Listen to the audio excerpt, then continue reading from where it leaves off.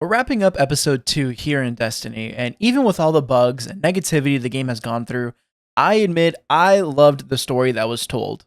I'm a very optimistic person for the most part, and even when people around me are saying something is doomed or bad, I like to look at it from an angle that Bungie was coming from.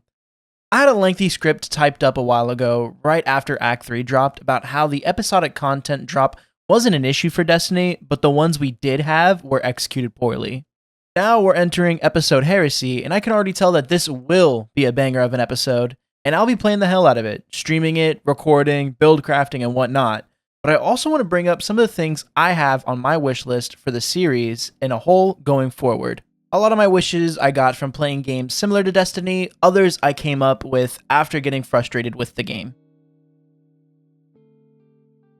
Starting with a controversial take here, I loved the tonic system. The thought of crafting something that I can use to either double my loot from content or farm two types of loot from separate content was a fantastic feature to me. And there's so much potential with this aspect of the game. Both volatile and enriching tonics are great, in my opinion. But to remain transparent, when discussing tonics, I'm heavily referring to the enriching tonics. I don't think Bungie executed the aspect of tonics well enough for the casual player or even the diehards, since most people I played with throughout the season would always mention, oh yeah, that is a tonic, or oh, I should have been using this tonic, if they even knew about the tonic system in general. So my first wish to keep tonics in the game would start with make each activity have a section to select a tonic, whether that tonic be used to increase drop rates, drop amounts, or even for increased resources.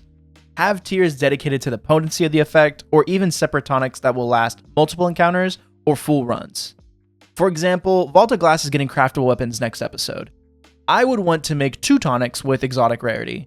One tonic would increase drops by 4 and guarantee the final encounter will drop 2 red borders, or 2 pieces of artifice armor, and would be consumed once I enter VOG. It will only affect the encounters I complete in that single run.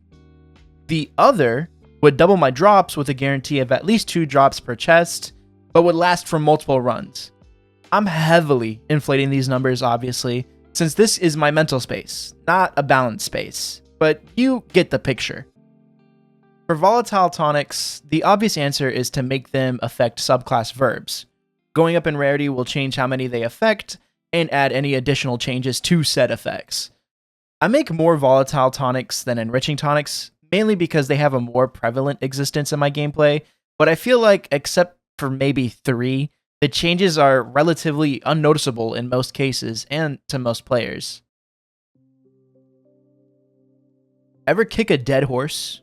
There is no point in it unless you bring something to change its effect, which I can't do here. Destiny is a 10-year-long series, and we still don't have some sort of player residence. Sure, we have the tower, and we know that our guardians call it home, but most of the time, we end up doing one thing, having to leave, then coming back anyway. We used to have the menagerie for Season of Opulence, which was somewhat close to what I'm getting at, but I don't care about being able to live in my ship, and I definitely don't want to be forced into a mission where I have to fly it. What I really want is a room that I can customize from my trophies of killing raid and dungeon bosses, showing off armor sets I've collected, and most importantly, have vendors for each of the important aspects in the game.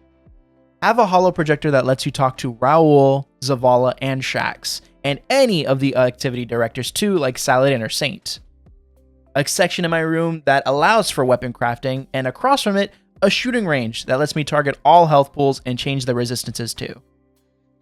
Bungie has had these internal conversations before, and I understand there's more going on than any typical consumer knows about and talks about. But honestly, you're sleeping on a gold mine with this one addition, Bungie. At least 2 or 3 vintage cars worth for Pete. Prismatic is still the top dog when it comes to build crafting, for better or for worse. Part of that is the crazy buff of Transcendence. This gives you a new grenade, increased ability regen, higher damage resistance, and a damage buff. It's gotten to a point where running any other subclass is redundant since Prismatic can probably do it too. So to keep the light and dark subclasses up to par, I think there should be a way to access a heightened level of subclass energy. For light subclasses, it makes sense to call it Ascendance, And for the dark subclasses, it should be the opposite yet equal power of Descendants. Do they have to give new abilities? Not necessarily, but it'd help out with standing out more from Prismatic. It's also important to note that with Transcendence, the way to fill it up is to deal damage with light and dark subclass abilities and weapon. With Ascend or Descendants, I think it should be similar, since receiving no resource for using a gun with an opposite element would create a lot more problems than it would solve with part of the player base. Instead of giving nothing, it should provide a little bit of energy, the equivalent of using a low damage kinetic weapon on Prismatic, or instead grant a lot of energy at the start, then have a gradual decline in energy gain as you keep using that same element. Wrapping up our list, I think this is probably the most odd thing to some, but more open world exploration. We have so many destinations in the game currently, and yet we rarely go around and collect materials or explore them if we don't have a quest to do. Hot take here, but I liked Episode Echo's quest, where we had to go around Nessus and find specimens or collect materials around each spawn locations, since it made players take in the universe we're already in.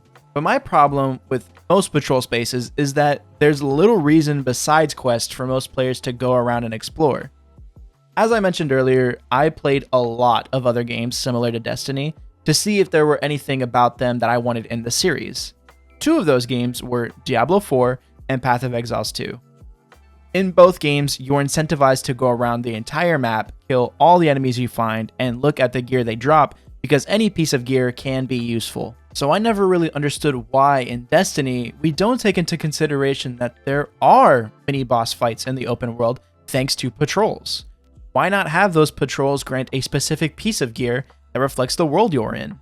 It doesn't have to be unique for every boss either. We can have a single piece of gear reflect each location, like one for the EDZ, the Cosmodrome, Savathun's Throne World, etc., etc. And that quickly wraps up the things that I have on my Destiny wishlist. There are other things that I wish for that I didn't mention, like more clan space or community-driven events that I couldn't explain well enough, so they didn't make it. But in the comments, let me know what you think of this video and some of the things on your guys' wishlist. With everything I wanted to say out of the way, my name is Rum, and I'll see you all next time. Bye-bye.